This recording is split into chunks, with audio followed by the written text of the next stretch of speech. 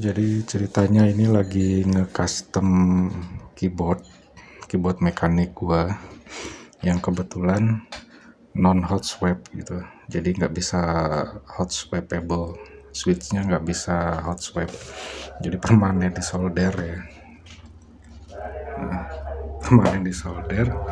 Tapi gua penasaran, ini kan pakai blue switch. Jadi gimana caranya bisa dirubah jadi linear gitu. Ternyata cukup simpel dan berhasil. Yang buat tes pertama yang scroll lock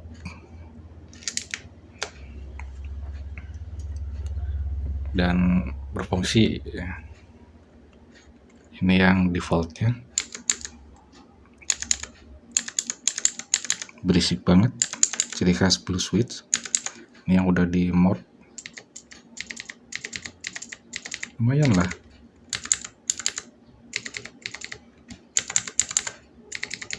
Jadi berasa kayak red switch ya.